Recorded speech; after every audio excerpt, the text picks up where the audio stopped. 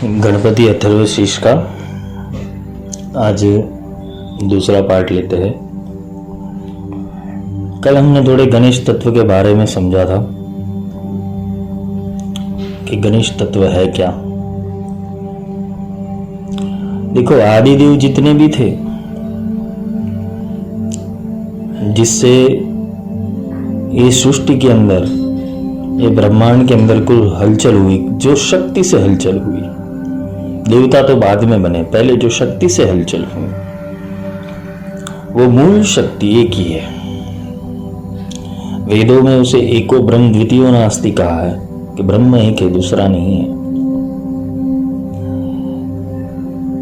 तो दूसरा क्या है? दूसरा उसका स्वरूप है, और वो स्वरूप बदलता रहता है। और ये जैसे जैसे बदलता रहता है वैसे वैसे उसके अलग अलग स्वरूप बनते जाते हैं। कोई वो ब्रह्म को कृष्ण समझता है, कोई वो ब्रह्म को गणपति समझता है, कोई वो ब्रह्म को शिवजी समझता है, कोई वो ब्रह्म को शक्ति समझता है। बात अगर वेद की जाए, मूल ज्ञान की जाए, तो एको ब्रह्म द्वितीयो नास्ति, दूसरा है नहीं। पर इसको कैसे समझा जाए? तो फिर इतने सारे देवी देवता कैसे बन गए? इतनी सारी चेतनाएं कैसे अस्तित्व में आ गई? इतनी सारी अलग प्रकार की शक्तियां कैसे अस्तित्व में आ गई? एक स्वरूप जो अंधकार में है और एक स्वरूप जो प्रकाश में है। अभी अंधकार को प्रकाश में जाना है, किंतु उसने चश्मे लगा के रखे हैं। उसने काले चश्मे लगा के रखे, इसलिए सब कुछ उसे काला दिख रहा है। एक ने पीले चश्मे लगाए तो उसको पीला दिख रहा है, एक ने लाल चश्मे लगाए तो सब लाल दिख रहा है। जैसी दृष्टि है वैसी सृष्टि है। क्योंकि ये अथर्व विद्या को समझने हेतु तुम्हारी सारी संज्ञा भूल जानी पड़ेगी, तुम्हें मूल तत्व के ऊपर आना पड़ेगा। इसे कहते हैं कि सब छोड़ के मूल तत्व लो लाओ। मूल तत्व की लो लानी चाहिए। जो खुद को नहीं पहचान सका तो वो परमात्मा को क्या पहचानेगा? जिसको खुद के अस्तित्व के बारे में ही पता नहीं, वो निंद्रा में है, योग निंद्रा के अंदर है। एक योग निंद्रा के भीतर, एक सुषुप्त अवस्था के भीतर वो सोया हुआ है, जिसके ऊपर जिसकी कल्पना के ऊपर, जिसके मनोकपोल के ऊपर इस संसार की पिक्चरें चल रही है, पैटर्न्स चल रही है। वो क्या सोचता है? मैं एक धर्म का हूं, मैं एक कुल का हूं, मैं एक संप्रदाय का हूं, मैं एक मार्ग का हूं, मेरे देवी देवता ये है, मेरे कुल गुरु ये है, मेरे इष्ट देवता ये है, मेरी साधना ये है, मेरी माला ये है, मेरा आसन ये है, मैं पूर्व की ओर मुंह रखूं, उत्तर की ओर मुंह रखूं, दक्षिण की ओर मुंह रखूं। तो पृथ्वी तो गोल है, कौन सी दिशा के अंदर अपना मुंह रखोगे? और आकाश में कहां दिशा होती है? हम तो ये समझते हैं कि सूर्य जहां से उगता है वो पूर्व दिशा है। कंपास भी बनाया है तो वो नॉर्थ और साउथ का इंडिकेशन करते हैं, क्योंकि ऐसा मैग्नेटिक तत्व पृथ्वी के अंदर पड़ा हुआ है जिससे वो साउथ और नॉर्थ इंडिकेट कर रहा है। और पृथ्वी तो हवा में लटक रही है, वहां कौन सी दिशा निश्चित है?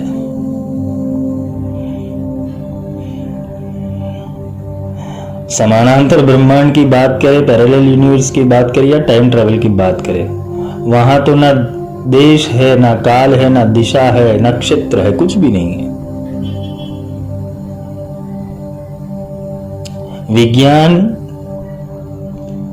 4 डायमेंशन तक पहुंचा है।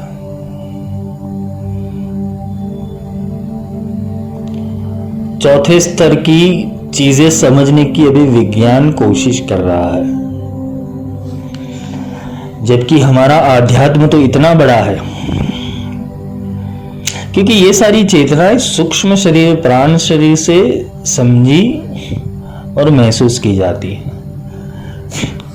इसका कोई प्रमाण नहीं दे सकता, क्योंकि प्रमाण तो वो इंसान खुद होता है जिसको अनुभूति होती है। और प्रमाण मिलने के ऊपर कोई प्रश्न खड़े नहीं होते, क्योंकि उसने पानी पिया है, उसकी प्यास बुझी है, उसके लिए पानी ही अमृत है। वहां की फिर चर्चा का कोई विषय नहीं होता, ना तर्क का कोई विषय होता है। तो बात यहां अथर्वशीर्ष की है। शास्त्रों ने क्या समझाया अथर्वशीर्ष को, और आत्मा क्या समझती है। क्योंकि अथर्व कोई स्तोत्र या पाठ नहीं है, अथर्व वो भाषा है। जैसे हम संस्कृत भाषा बोलते हैं, अंग्रेजी भाषा बोलते हैं, तमिल भाषा बोलते हैं, मराठी भाषा बोलते हैं, वैसे अथर्व एक भाषा है। अब ये जब भाषा जब साधक के भीतर उतरती है तो 4 स्तर के अंदर उतरती है। इसे ही अथर्वशीर्ष के अंदर त्वम चत्वारि वाक पदानी बोला है।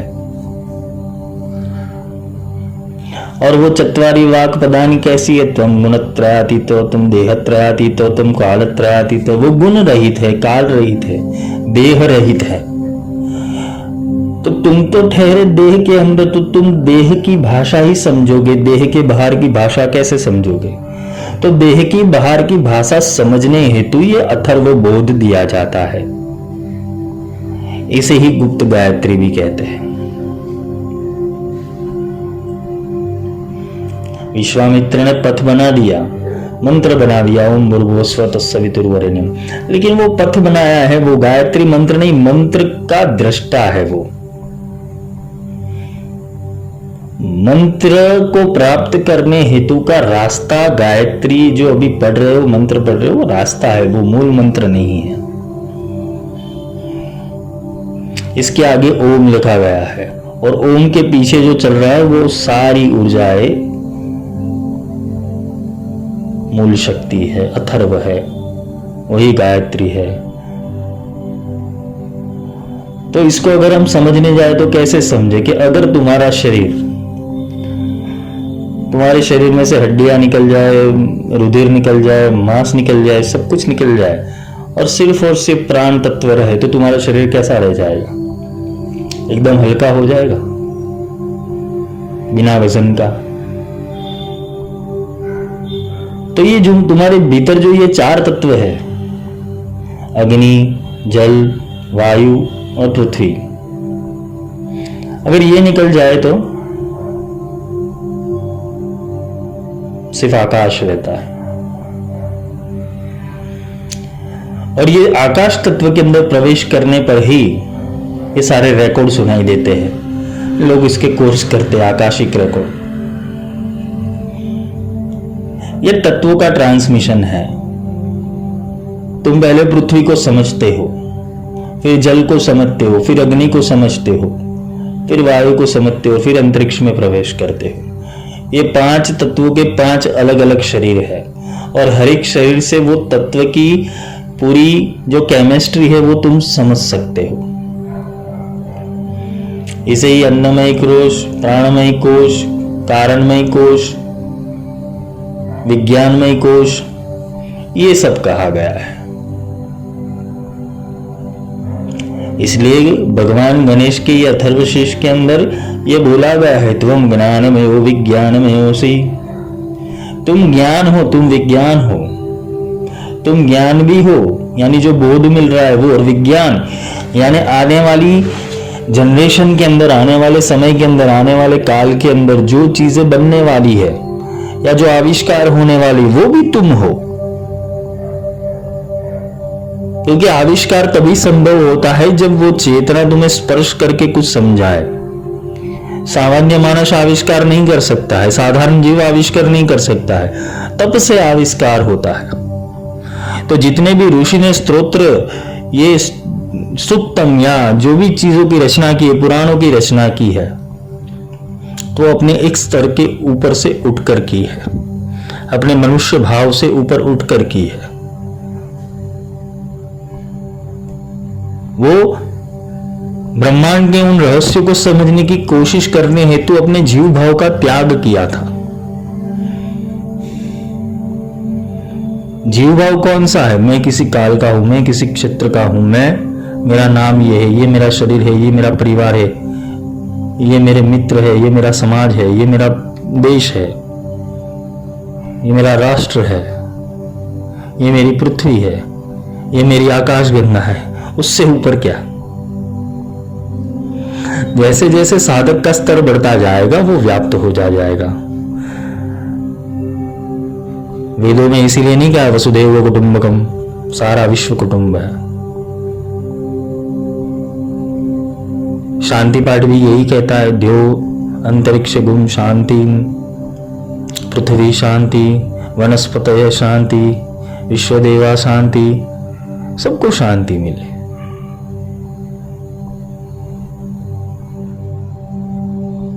तो शांति मिलने का कारण क्या? शांति पाठ करने का कारण क्या है? क्योंकि गणपति से पहले शांति पाठ किया जाता है, अथर्वशीष से पहले। तुम शांत होके सुनो, तुम शांत होके सुनो।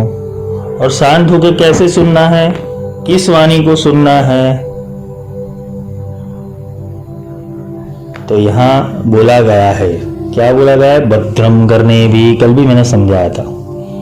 ओम भद्रम करने भी, ये जो ओमकार है, जो मूल प्रणव है, उसका नाद और अनुस्वार, उसका जो वाइब्रेशन है, वो भद्र कर्णों से सुनो। शृणुयाम देवाः, देवता बनकर सुनो, मनुष्य बनकर नहीं सुनना है, देवता बनकर सुनना है। यहां सूचित वेद में यह दृष्टि से बोला गया है कि इसको देवता बनकर सुनो, क्योंकि देवता ही देवताओं का यजन कर सकते, देवता ही देवता का पूजन कर सकते, मनुष्य होकर पूजन नहीं किया जाता। इसलिए हमारे समाज के अंदर पति को देव बोला गया है और पत्नी को भगवती बोला गया है। सबके भीतर देव भावना करने की हमें यहां से संस्कार मिलते हैं। हमारी परंपरा ये है, हमारा धर्मशास्त्र ये कहता है कि सबके अंदर देव देखो, परस्पर देवो भव। हम दूसरे के अंदर देव देखते हैं, लेकिन खुद क्यों दानव बन के घूमते हैं? क्योंकि हमारे अंदर वो विकार ज्यादा है। हम देव बनेंगे तो लोग दूसरे के अंदर देव देख पाएंगे, नहीं तो हमारे भीतर ही देवत्व नहीं है तो हम लोगों की बोलते हैं ना कि लोगों के भीतर क्रोध, काम, लोभ, मोह, ईर्ष्या, यही सब देखेंगे, क्योंकि हमारे भीतर पड़ी हुई है। और जो हमारे भीतर पड़ी हुई है वही सामने में देखने को मिलेगी। तो अथर्वशीष तो यहां सुधार रहा है हमें। अथर्वशीष क्या कह रहा है? भद्रम करने भी शृणुयाम देवा, देवता बन के अपने भद्र कर्णों से सुनो। तो देवताओं के अंदर विकार नहीं होता, देवताओं के अंदर अवगुण नहीं होते, क्योंकि अथर्वशीष समझने हेतु तुम्हारे अवगुण तुम्हें बाजू के ऊपर रख देने पड़ेंगे। क्योंकि ये विद्या है कि जिससे तुम अपने आत्म तत्व की प्राप्ति कर सकते हो। आगे क्या कहा है कि ये कल्याणमय वचन सुने और जो हमारे नेत्र है वो देवताओं के जैसे नेत्र हो जाए, और वो भी कल्याण की भावना से देखे। पहले सुनना है फिर देखना है। देखना क्या है? देखना क्या है? देखना है ये तत्वमसि। सबको तत्व रूप में देखो।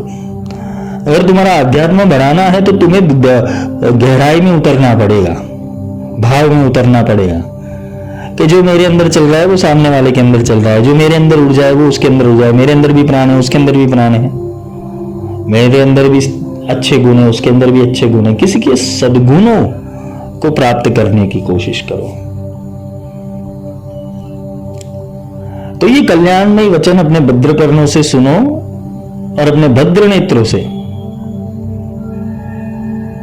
वो भगवान के दर्शन करने के लिए या तो देवता के दर्शन के लिए अपने नेत्रों को साफ कर लो। जिस नेत्रों के अंदर अहंकार है, जिस नेत्रों के अंदर अवगुण है, जिस नेत्रों के भीतर ईर्ष्या है, जिस नेत्रों के भीतर काम है, तो वो नेत्र कभी भगवत दर्शन नहीं कर सकता। भगवत दर्शन करने के लिए नेत्र के अंदर भी वो तेज चाहिए कि किसी भी पुरुष के अंदर भगवान के दर्शन करे और किसी स्त्री के अंदर भगवती के दर्शन करे। ये शिष्टाचार है, ये हमारे धर्म का शिष्टाचार है कि हम सामने वालों को किस रूप में देखना चाहते हैं। भगवान किसी भी रूप में मिल सकता है, भगवान किसी भी रूप में मिल सकता है। हम दरिद्र को, जिसे हम भिखारी कहते हैं अपनी भाषा में, हम दरिद्र को भी नारायण कहते हैं, उसके भीतर भी नारायण है। वृक्ष को भी नारायण कहते हैं, सब जगह नारायण है। इसलिए तो प्रहलाद की पुकार भगवान जल्दी सुनते थे, क्योंकि उसको हर जगह नारायण दिखता था। और गणपति अथर्वशीष भी यही कहता है कि हर जगह वो गणपति का वास है। तो ये भद्र आंखों से देखना सीखो और तुम्हारे शरीर को भगवान की स्तुति करने दो।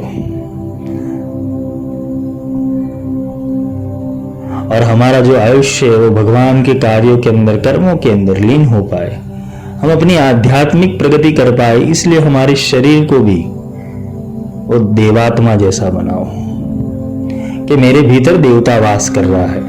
मैंने अपने अभ्यास के लेक्चर के अंदर ये सब समझाया था कि परमात्मा का स्थापन, परमात्मा की ऊर्जा हमारे भीतर कैसे वास कर सकते हैं।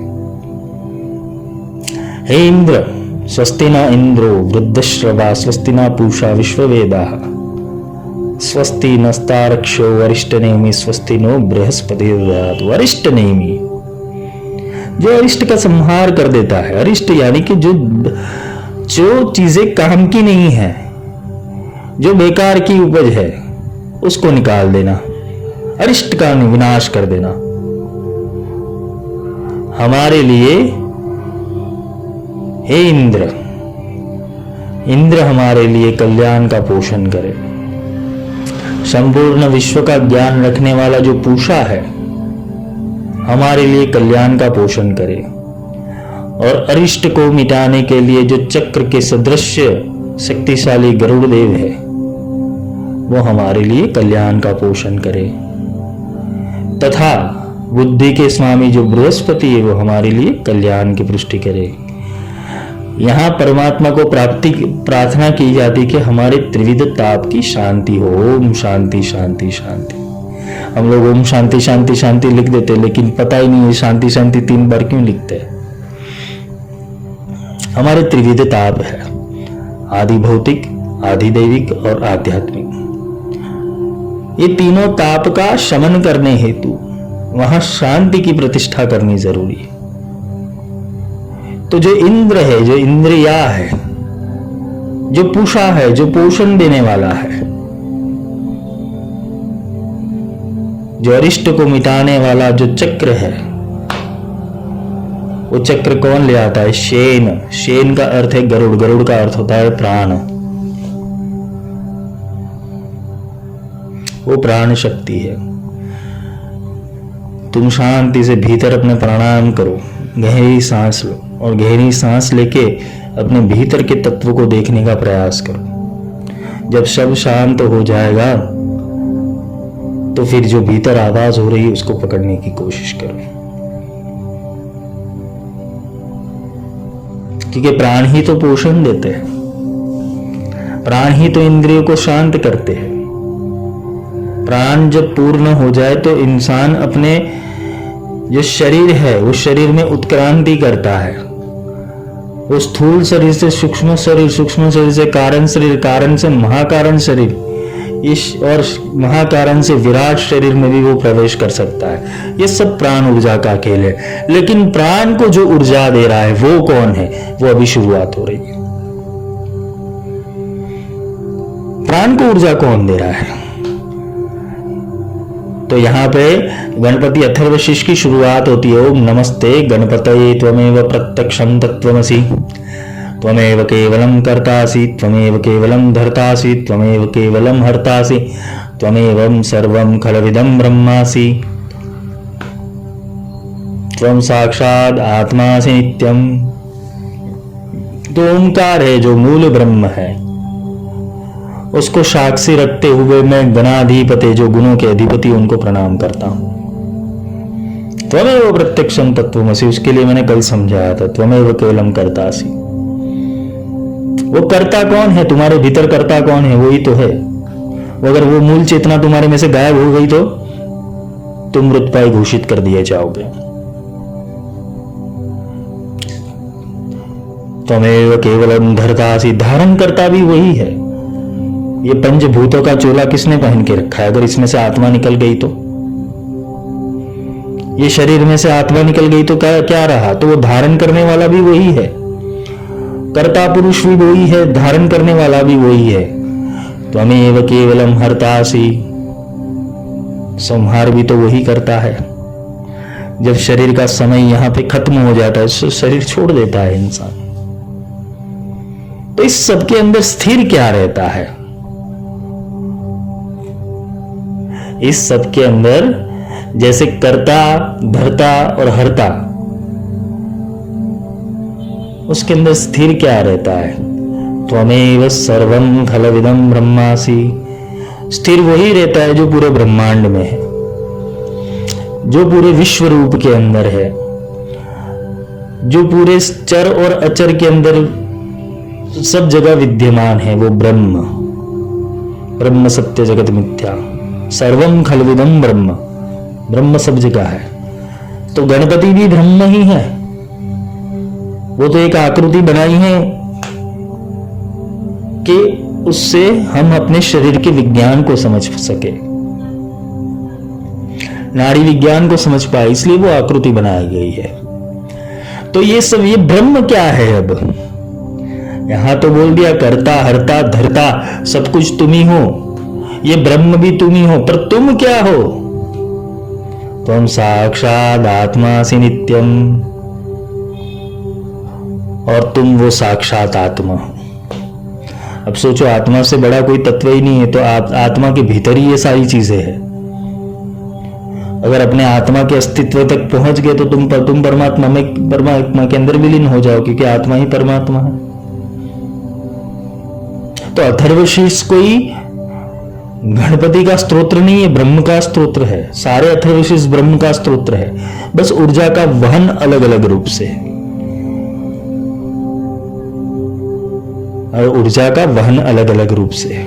पंचदेवों के भीतर कोई द्विज नहीं है, कोई दूसरा नहीं है, ये पांचों अद्वैती है, एक ही है। किंतु जिसको जिस मार्ग से मिला है वो मार्ग उसने अपना सत्य बना लिया है।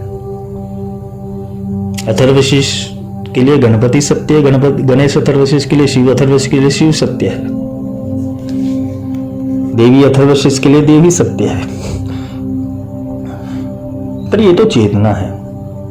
कौन सी चेतना? त्वं साक्षात् आत्मासि नित्यम, वो तो आत्मा में निवास कर रहा है। जो तुम्हारे भीतर है वो गणेश है। उसको सिद्ध करो तो तुम सिद्ध विनायक हो जाओगे। इसे कहते हैं कि बाहर के पट बंद कर अंतर के पट खोल तो ही पिया मिलेंगे। बाहर बंद हो जा, बाहर की चैनल बंद कर, अंदर की चैनल चालू कर, भगवान अंदर बैठा हुआ है।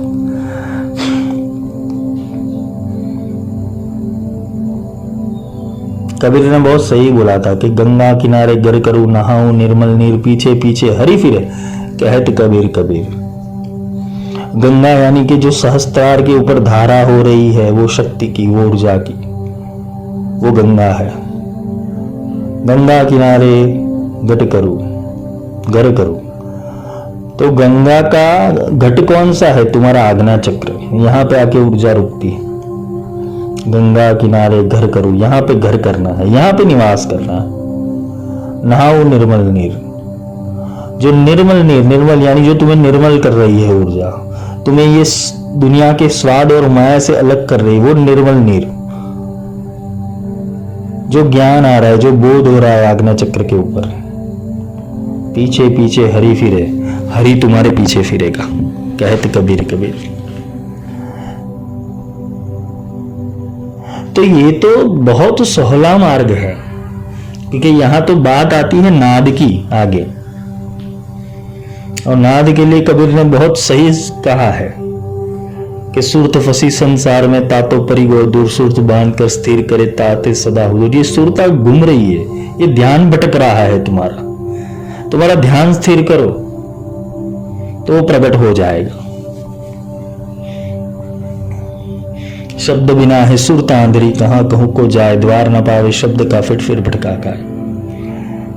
कहां जाना है ध्यान को, कहां ले जाना है वही पता नहीं है, इसलिए भटक रहे हो, इसलिए अभी तक सत्य मिला नहीं है। और सत्य नहीं मिल रहा है इसलिए अभी कुछ शास्त्र पढ़ रहे हो, कोई वेद पढ़ रहा है, कोई पुराण पढ़ रहा है, कोई ये तंत्र कर रहा है, कोई स्मशानी विद्या कर रहा है, कोई यक्षिणी कर रहा है, कोई शिविर कर रहा है। सब लोग भटक रहे हैं क्योंकि पूर्ण सत्य मिला नहीं है। और जिसको पूर्ण सत्य मिल जाता है तो उसकी खोज समाप्त हो जाती है। दौड़त दौड़त दौड़िया जा लग मन की, दौड़ दौड़ थकी मन स्थिर बड़ा वस्तु ठोर की ठोर। जितना दौड़ोगे उतना मन दौड़ाएगा तुम्हें। श्री विद्या कर लू, काली कर लू, बगलामुखी कर लू, त्रिपुर सुंदरी कर लू, मातंगी कर लू, उच्चिष्ट गणपति कर लू, सब जगह बोलते ना कि भटकाएगा, मन इधर से उधर दौड़ाता रहेगा, लेकिन मूल सत्य क्या है वही पता नहीं कर रहा है। और मूल सत्य प्रकट ना होने पर इंसान क्या करता है? शास्त्र झूठे, देवता झूठे, संप्रदाय झूठे, मार्ग झूठे। अरे तेरे को मिला नहीं इसलिए तो तेरे को सब झूठे लग रहे हैं, और जिसको मिल गया है तो वो तो अपनी मौज में, आनंद में, अलमस्त फकीरी में जी रहा है वो। क्योंकि अथर्वशीष कल भी बोला था, ये पढ़ने के लिए नहीं है, महसूस करने के लिए है, ये अनुभव करने के लिए है। और ये अनुभव तभी हो पाता है जब अंदर का आत्मा बोलता है कि हाँ ये तो मैं ही हूं, करता भी मैं हूं, धरता भी मैं हूं, हरता भी मैं हूं, व्याप्त भी मैं हूं, आत्मा भी मैं हूं। तो वो तो स्वयं उद्घाटित होगा, वो उद्घोष करेगा, वो उद्गीत करेगा अंदर से कि मैं ही हूं सत्य, अहम ब्रह्मस्मि, मैं ही ब्रह्म हूं। जब आत्मा वो स्तर के ऊपर पहुंच जाए, नहीं तो रावण जी जैसी स्थिति हो जाती है। रावण ने क्या कहा था कि सर उसने तो विद्या प्राप्त कर ली, फिर क्या हुआ? हम ब्रह्मास्मि, मैं ब्रह्म हूं, तो मैं सबसे बड़ा हो गया। ब्रह्म कभी किसी से बड़ा नहीं होता, ब्रह्म सबके भीतर समानांतर रहता है, उसकी सत्ता सर्वोच्च रहती है, लेकिन वो सबके अंदर वास करता है। तो ब्रह्म की ये ताकत है। लेकिन ब्रह्म ज्ञान जब अहंकार में परिवर्तित हो जाते तो उसकी हालत अस्वस्थामा जैसी ही हो जाती है। अस्वस्थ आत्मा, ना इधर ना उधर ना किधर, वो कहीं पे भी टिक नहीं पाता। उसकी पूछ वो वानर जैसी हो जाती है जो टिकती नहीं है। वानर नहीं, सॉरी, कुत्ते जैसी, वो टेढ़ी की टेढ़ी रहती। तो यहां पे क्या बोला है? अब ये आगे का जो पद है उसको समझना है। क्या समझना है? ऋतं वच्मि सत्यं वच्मि। ये तो हमने समझ लिया कि आत्मा सब कुछ है, लेकिन आत्मा को सच्चाई बताने हेतु जो भगवत कृपा होती है और भगवत वाणी तुम्हारे अंदर आती है वो ऋतम है, जिसको तुम अनुभव कर रहे हो, जिसने सारे ज्ञानियों ने अनुभव किया है, जिन्होंने साधना किया, जिन्होंने वो प्रत्यक्ष अनुभूति की है, उसके लिए वो ऋचा ही सर्वोच्च है। इसे वेदों में भगवती श्रुति का नाम दिया गया है। तो श्रुति क्या कहती है? श्रुति यानी ऋतम। ऋतम वच्मि सत्यम वच्मि, यथार्थ कहता हूं। यथार्थ यानी सोच समझ के कहता हूं और सत्य कहता हूं। ऋतम वच्मि सत्यम वच्मि। एक शक्ति है ऋतुंबरा शक्ति।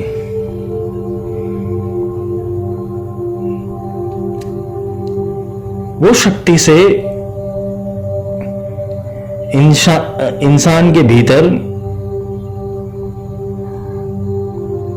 वो मेधा शक्ति की प्राप्ति होती है, और मेधा शक्ति से उसे जो ब्रह्मांड में चल रही वाणी है उसकी प्राप्ति होती है।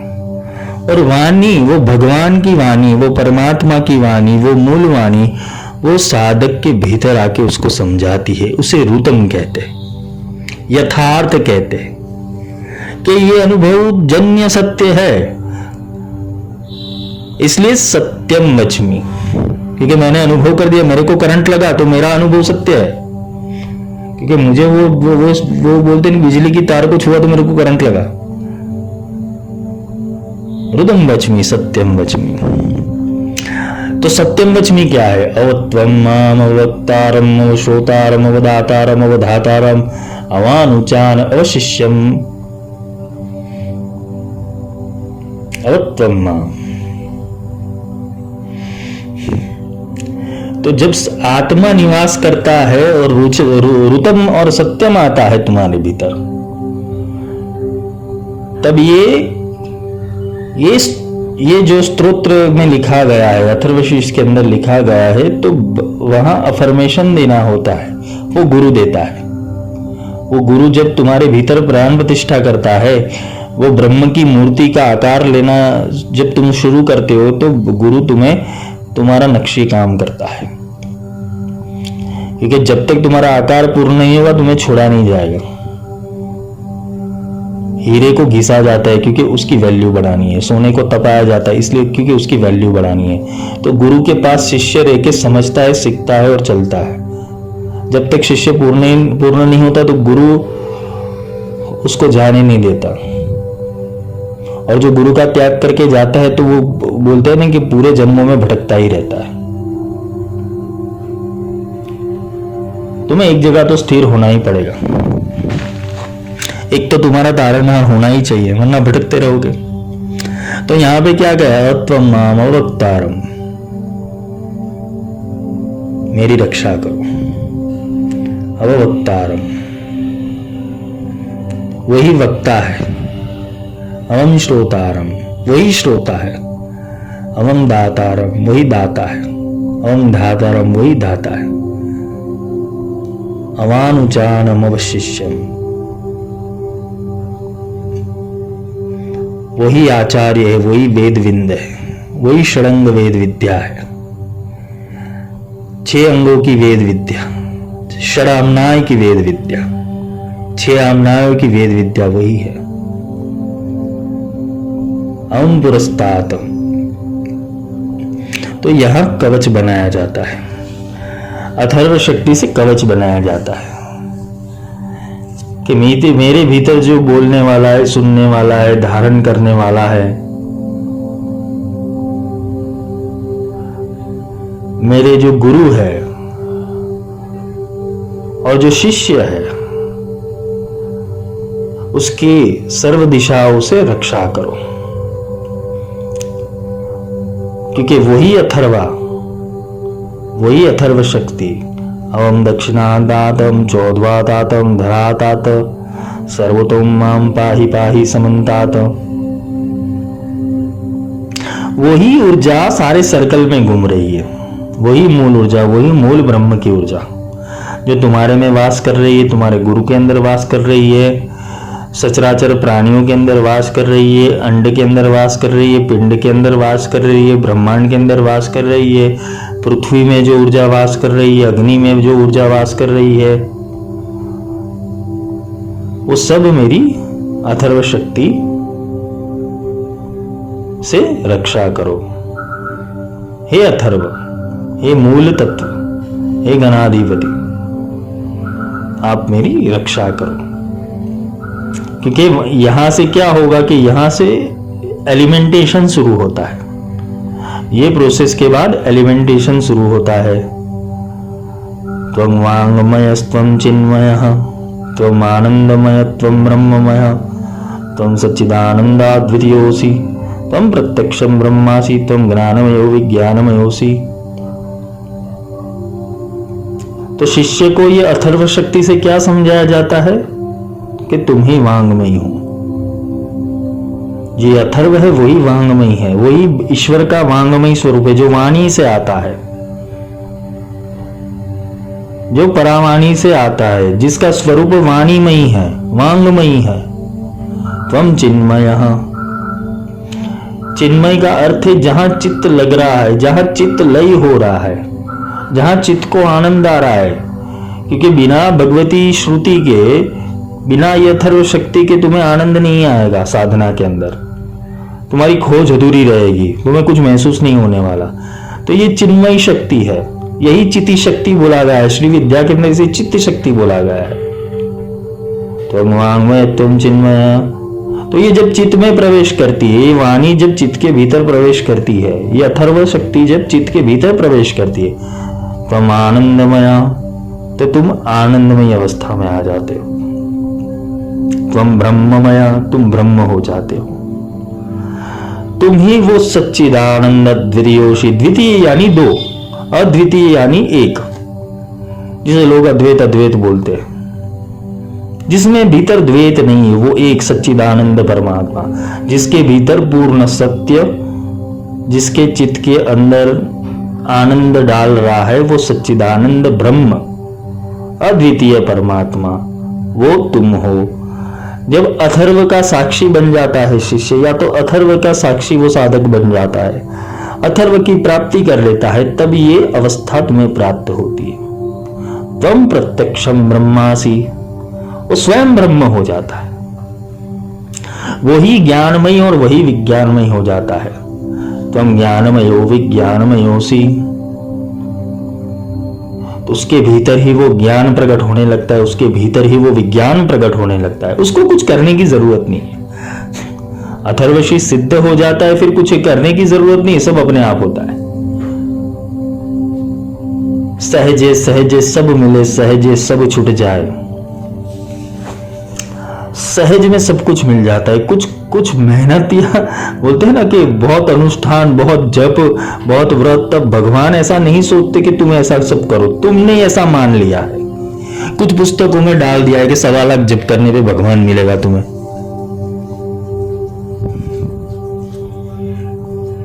किसमें डालिए 36 लाख जप करो, किसमें डालिए 50 लाख जप करो, किसमें डाला 1 करोड़ जप करो। अरे किसी इंसान की कैपेसिटी तो होनी चाहिए इतनी भक्ति करने की। इतना साधना करो, इतना सपर्या करो, इतना चक्र पूजन करो। गुरुजी 11,000 मंत्र कर लो, मेरा क्या बिगड़ता है। 1.25 लाख कर लो, मेरा क्या बिगड़ता है। तुम तप रहे हो, जबकि तो वो तो बिना तपे तुम्हें आसानी से मिलने वाला है। लेकिन गुरु की वाणी पे विश्वास हो तो ना। गुरु गृह गए पढ़न रघुराई, अल्पकाल विद्या सब आई। जब भगवान राम अपने गुरु के पास रहने गए, शिक्षा लेने गए और वहां रहे, गुरु के पास रहे, क्या बोला, गुरु गृह गए पढ़न रघुराई, पढ़ने गए, अल्पकाल विद्या सब आई। यहां गुरु के पास कोई टिकना नहीं जाता। गुरु के पास लोग कैसे टिकते? गुरु के पास टिकने का मतलब, गुरु के पास 5 दिन वो गुरु जी स्टेज के ऊपर बैठेंगे, तुम्हें दर्शन देंगे, कुछ समझाएंगे, तुम अपने घर, वो अपने घर। गुरु का घर कौन सा है? गुरु कहाँ वास करता है? तुम्हारे सहस्त्र दल कमल के अंदर, तुम्हारे आज्ञा चक्र के अंदर, तुम्हारे हृदय कमल के अंदर गुरु का वास निवास स्थान वही है। गुरु गृह गए पढ़न रघुराई, पढ़ने गए कि हो क्या रहा है, ये सब शिक्षा क्या है, अध्यात्म क्या है।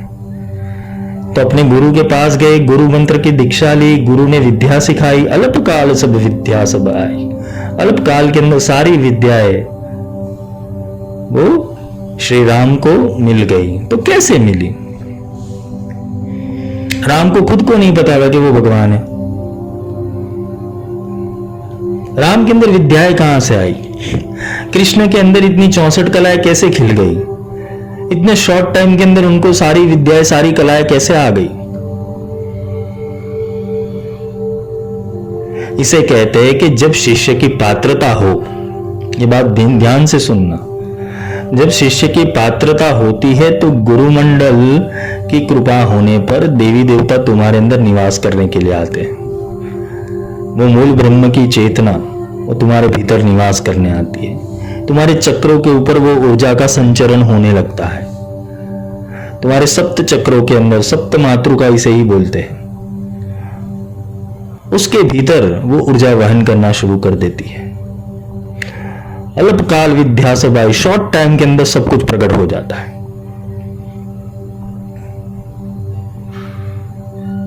जब भगवान राम और भगवान श्री कृष्ण के भीतर उनके गुरुओं ने नारायण तत्व का प्रवेश करवाया।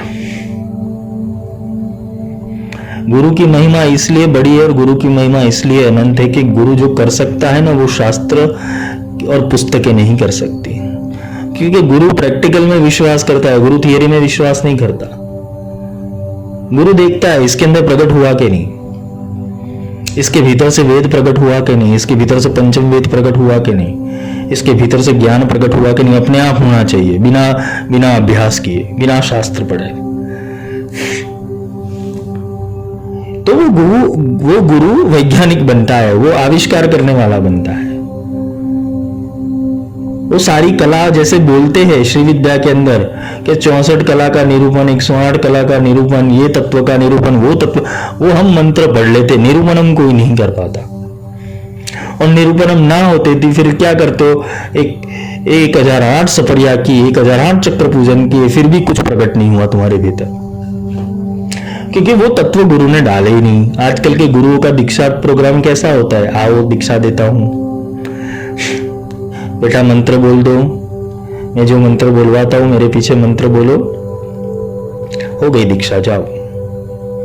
वो शक्ति संचरण नहीं होता है, वो बीज संचरण नहीं होता, वो बीज नहीं रखा जाता, इसलिए वो वटवृक्ष बनता नहीं आगे जाके।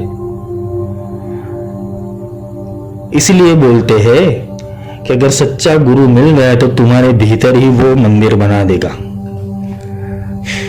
कि लोग तुम्हें पूजने के लिए आएंगे।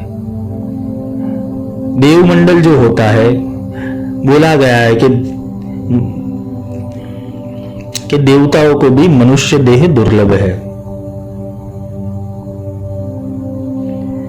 कि मनुष्य जन्म प्राप्त करने हेतु देवता भी लालायित होते हैं। दुर्लभो मानुष देवो देवानाम अपि दुर्लभम।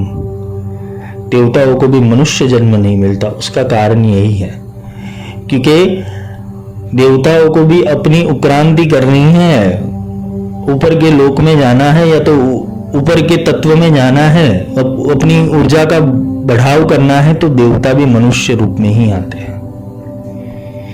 वो मनुष्य का रूप धारण करते हैं और उनका मार्ग भी प्रशस्त गुरु ही करता है।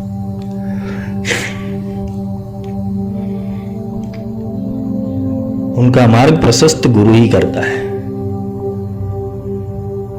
क्योंकि वो गुरुमंडल के हाथ में ना कौन से तत्वों का उतारना है नीचे। ब्रह्म तत्व को उतारना है, नारायण तत्व को उतारना है, शैव तत्व को उतारना है, शाक्त तत्व को उतारना है। वो तत्व का संचरण गुरु के अलावा कोई नहीं कर सकता। खुद करके देखो क्या होता है। गुरु तो श्रीयंत्र तुम में प्राण प्रतिष्ठित कर दे। गुरु तो वो होता है कि तुम्हारी कुंडलिनी के अंदर वो श्री यंत्र की प्रतिष्ठा कर दे। तुम स्वयं लक्ष्मी हो सकते हो और तुम्हारी बुद्धि इतनी तक जाएगी नहीं ना, ऐसा भी होता है। अरे भाई विज्ञान है, अथर्वशीष का विज्ञान है, तुम पढ़ो तो सही। तुम वांग्मय तुम चिन्मय हो, तो ये चित्त को आनंद करने वाला है। जब अथर्वा मिलती है, वो भगवती के वाइब्रेशन मिलते हैं, वो ब्रह्म के वाइब्रेशन मिलते हैं, इंसान नाच उठता है। इसको साक्षात्कार हो गया। अभी उसको साक्षात्कार हो गया।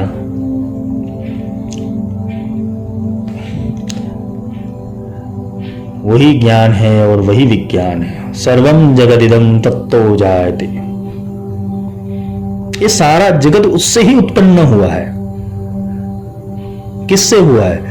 जिस शब्द से राम कृष्ण भय वही शब्द भजी लीजिए। जिस शब्द से अंड पिंड ब्रह्मांड बने वही शब्द भजी लीजिए। जिस शब्द से कुल कायनात बनी वही शब्द भजी लीजिए।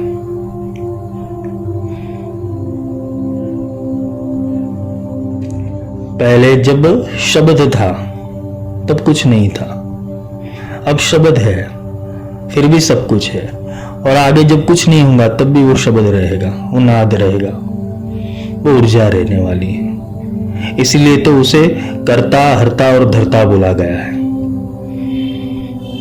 बाइबल भी पढ़ लो, कुरान भी पढ़ लो, गीता भी पढ़ लो, ये एक ही चीज निकलेगी कि उसकी सत्ता कैसी है कि जब कुछ नहीं था तो वो था, वर्तमान में भी वो है, और भविष्य में अगर तुम नहीं रहोगे तब भी वो तो होगा ही। उसके अस्तित्व को तुम नकार नहीं सकते, उसकी चेतना को तुम नकार नहीं सकते, और वो एक बार प्राप्त हो गया तो आवागमन तुम अपनी मर्जी से कर सकते हो, तुम अवतार खुद धारण कर सकते हो। धर्म की स्थापना है, तो इसलिए तो कृष्ण ने गीता में यही बोला है कि परित्राणाय साधुनाम विनाशाय च दुष्कृताम। साधु कभी परित्राण नहीं होता, साधु कभी बिगड़ता नहीं है, साधु को कोई परेशान नहीं कर सकता। साधुता परेशान हो चुकी है, साधुता बिगड़ गई है, लोगों के अंदर सत्यता बिगड़ गई है, साधुता चली गई है। आजकल के गुरु पाखंड के अलावा करते क्या है? धर्म उपदेश कुछ और देते और चलने में कुछ और होते वो, और सत्य नहीं दिखाते, भ्रमित करवाते, और इसी के कारण साधुता परित्राण होगी। विनाशाय च दुष्कृताम, ये धर्म के अंदर जो दुष्कृत्य बढ़ गए हैं उसका विनाश करने हेतु वो चेतना आती है, पर वो चेतना ने ज्ञान लिया होगा तो आएगी ना। इसलिए बोल रहा हूं कि जब ये जब नाद से जुड़ जाते हैं तो आवागमन वो इंसान खुद कर सकता है। इसलिए कृष्ण ने आकाशवाणी के थ्रू, ये नाद ब्रह्म के थ्रू, जबकि कृष्ण की गीता उतरी थी, उनके मुख से उतरी थी, उनका मुख माध्यम था, बोलने वाला वो ब्रह्म था, अक्षर ब्रह्म था। गीता में उसे अक्षर ब्रह्म बोला है, बोलने वाला वो अक्षर ब्रह्म था। अक्षर ब्रह्म ने क्या कहा? मैं आऊंगा। किस लिए आऊंगा? धर्म संस्थापनार्थाय, धर्म की स्थापना हेतु आऊंगा। तो कौन से धर्म की स्थापना हेतु का? हिंदू, मुस्लिम, सिख, ईसाई, कौन से धर्म की स्थापना हेतु? धर्म यानी कि जो जिस नियम से ये ब्रह्मांड चल रहा है वो नियमों की स्थापना करने हेतु मैं आऊंगा। धर्म यानी फर्ज होता है, धर्म यानी नियम होता है।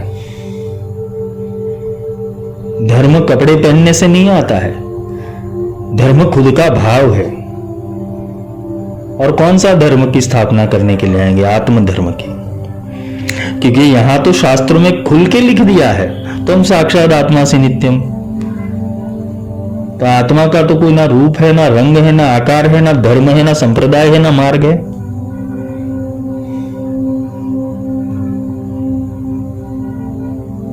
धर्म संस्थापनार्थ है। तो ये जो अथर्व शक्ति है वो इसलिए भी आती है,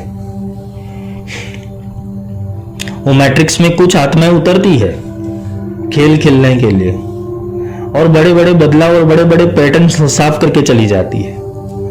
फिर लोग उन्हें संत और महात्मा मान लेते हैं।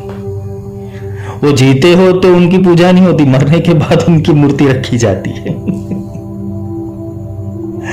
कृष्ण का जीवन देखो तो हर जगह पे उनको डांट ही पड़ी है, हर जगह से भगाया गया, भाग के वो द्वारका आ गए, वहां पे भी शांति नहीं थी, वहां पे शांति नहीं थी तो कुरुक्षेत्र में आया, क्योंकि लोग राक्षसों से, जो उस द्वापर युग के राक्षस थे उनसे कंटाल गए थे वो, कि वहां तो मानव रूप में राक्षस हो गए थे,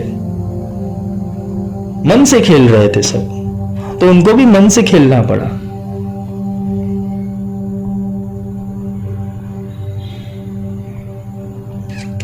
तो वो चेतना आएगी तो परेशान भी कर, सब लोग बोलते ना, सब लोग उसे परेशान भी करेंगे, और वो उपदेश दे के भी जाएगी, फिर उनकी मूर्ति रख के पूजा करेंगे। यही होता है।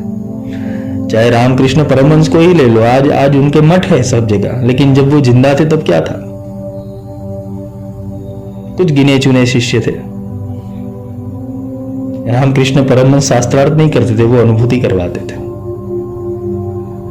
जितने भी संत हो जाएंगे, जितने भी महान गुरु हो जाएंगे, वो अनुभूति करवाएंगे। साक्षात्कार से बड़ा कोई चीज नहीं होता, बड़ा शास्त्र नहीं होता। तो यहां भगवती श्रुति आगे क्या कहती है? त्वं गुणत्रयातीतः। तो कैसे है वो? भगवती श्रुति क्या कहती है? ये जगत तुमसे उत्पन्न हुआ है, ये सारा जगत तुमसे सुरक्षित है, सर्वम जगदिदं तत्तिष्ठति, सर्वम जगदिदं तैलयमेष्यति। ये लय भी तुम में ही होगा। जो मैंने आगे समझा, जब कुछ नहीं था तो वो था, अभी है, और जब नहीं होगा तब भी वो होगा, वो लय भी उसके अंदर हो जाएगा। ये अखिल विश्व तुम्हारी प्रति है।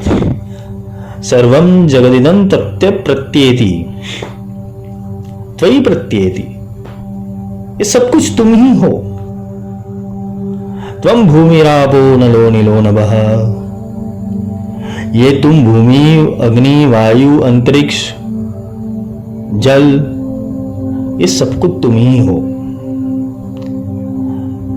त्वं चत्वारि वाक्पदानि। जो यहां पे वाणियां उतर रही है या वाणियां बोली जाती है, जितनी भी वाणियां है, वाणी का जो मूल नाद है वो तुम हो। त्वं चत्वारि वाक्पदानि, जिससे ये चार वाणी उत्पन्न होती है। कोई बोलते परा बड़ी, कोई बोलते पश्चंती बड़ी, कोई बोलते वैखरी बड़ी। उसके ऊपर तो लोग वेबिनार सेमिनार कर रहे। मेरे बोला भाई, इन सबसे बड़ी तो वो है कि जिसने इसको उत्पत्ति की है। परा की भी उत्पत्ति किसी ने की होगी, वो बड़ा है। मैं बड़ा, मैं बड़ा, मैं बड़ा, वो चलती रहती है चैनल, लेकिन जिसने पैदा किया वो बड़ा है। त्वं गुणत्रयातीतः, त्वं देहत्रयातीतः, त्वं कालत्रयातीतः, त्वं मूलाधार स्थितोषि नित्यम। तो ये अथर्वा कैसी है, ये आत्मा कैसी है? गुणत्रयातीत, ये त्रिगुण से परे, ना उसके अंदर सत्व है, ना रजस है, ना तमस है, एकदम फीकी है। पर तेजस्वी भी है, ओजस्वी भी है और ज्ञानी भी है। आत्मा के भीतर प्रवेश करने के बाद या तो आत्म तत्व की प्राप्ति के बाद कुछ शेष ही नहीं बचता, वो गुण से परे हो जाती है। त्रिदलम त्रिगुणाकारम त्रिनेच्च त्रियायुधम त्रिजन्म पाप संहारम एकम बिल्वम शिवार्पणम। ये शिव की हम स्तुति कर देते हैं। त्रिदलम त्रिगुणाकारम, ये त्रिगुण की माया जाल में तो पूरा संसार फंसा है। सत्व से रज, रजस से तमस, सत्व से उत्क्रांति हुई तो रजस के अंदर प्रवेश हुआ, रजस की उत्क्रांति हुई तो तमस के अंदर प्रवेश हुआ। कभी तमस और सत्व इकट्ठे होता है, कभी सत्व और रजस इकट्ठे होता है, कभी रजस और तमस इकट्ठे हो जाते हैं। गीता पढ़ी हो तो उसके अंदर ये पूरा अध्याय है, गुणत्रय अध्याय। इसके अंदर बहुत डिटेल में भगवान श्री कृष्ण ने समझाया है। गुणत्रयातीत, देहत्रयातीत, देह नहीं है, आत्मा का कोई देह नहीं, ना शरीर, ना स्थूल शरीर, ना सूक्ष्म शरीर, ना कारण शरीर, ना महाकारण शरीर, ना विराट शरीर। आत्मा का कोई अंत ही नहीं है, वो अनंत है, देहत्रयातीत। इसलिए तो कृष्ण ने जब विराट स्वरूप अर्जुन को दिखाया था तो अंत तक ले गए थे कि देख आत्मा का अस्तित्व। अर्जुन की दिव्य दृष्टि खोली। दिव्य दृष्टि का अर्थ यह है कि दिव्य ज्ञान दिया था, वो अनंत की ओर ले गए। लेकिन अर्जुन डर गया कि अर्जुन की कैपेसिटी नहीं थी उस समय पे, क्योंकि वो ऑलरेडी वो विषाद में था। उसका मन वो आध्यात्मिक वाणी को समझने हेतु तैयार नहीं था, परंतु समझा इसीलिए कि उसके कुछ संशय कट जाए, विषाद कट जाए। तो कृष्ण ने एक एक करके जवाब दिया है। अगर आप भगवत गीता पढ़ो तो एक एक उत्तर दिए, एक एक प्रश्न के उत्तर दिए। पर जब बात आई विराट अस्तित्व की तो अर्जुन भयभीत हो गया कि इतना सब है। अनंत ब्रह्मांड को धारण करने वाली सत्ता जो आत्मा है, पिंडेशो ब्रह्मांड है। अपने पिंड के अंदर कभी ब्रह्मांड देखा हो तो पता चले ना कि तुम कितने विस्तार में ही हो। और ये गुरु के अलावा कुछ कोई नहीं कर सकता, क्योंकि गुरु वो तुम्हारे कपाट अंदर की ओर खोल देते हैं, जो भी बाहर की ओर खोले हुए हैं। वो वज्र कपाट तोड़ना पड़ता है और उसके अंदर चेतना डालनी पड़ती है, तब जाके ये समझ में आता है। तुम गुणत्रयातीतः, तुम देहत्रयातीतः, तुम कालत्रयातीतः। ना वहां भूत है, ना भविष्य है, ना वर्तमान है। वहां सिर्फ और सिर्फ एक तरंग चल रही है, एक वाइब्रेशन चल रहा है। एक आनंदमय संगीत चल रहा है।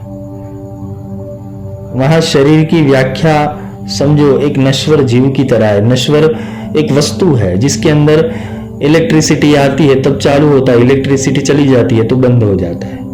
तो इलेक्ट्रिसिटी सब कुछ है, वो यंत्र सब कुछ नहीं है। हमने शरीर को सब कुछ मान लिया है। आजकल जो लोग आध्यात्मिक अभ्यास कर रहे हैं वो शरीर के पीछे पड़ गए। योग करूं, कुंडलिनी करूं, चक्र साधना करूं। अरे भाई, ये सब करने से तुम्हारा उद्धार नहीं होने वाला। कुंडलिनी अवेकी, अरे काहे की कुंडलिनी, वो सर्पिनी है, वो शक्ति स्वरूपा है, पर उसका फोर्स तुम झेल नहीं पाओगे। उसे नॉर्मल करना पड़ता है, निर्मल करना पड़ता है। नहीं तो पूर्व जन्म के संचित कर्म बाहर आ गए तो उससे विषैला कोई तत्व नहीं है। त्वं ब्रह्मास्त्वं विष्णुस्त्वं रुद्रस्त्वं इंद्रस्त्वं अग्निस्त्वं वायुस्त्वं सूर्यस्त्वं चंद्रमास्त्वं ब्रह्म भूर्भुवः स्वस्वरम्।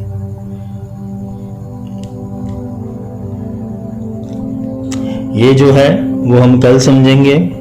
मैंने आज वो 7 चक्र की बात की थी, लेकिन जो वाणी का फ्लो है या तो भगवती जो बुलवाती है, ये तत्व जो बुलवाता है वही फ्लो में चला जाता हूँ।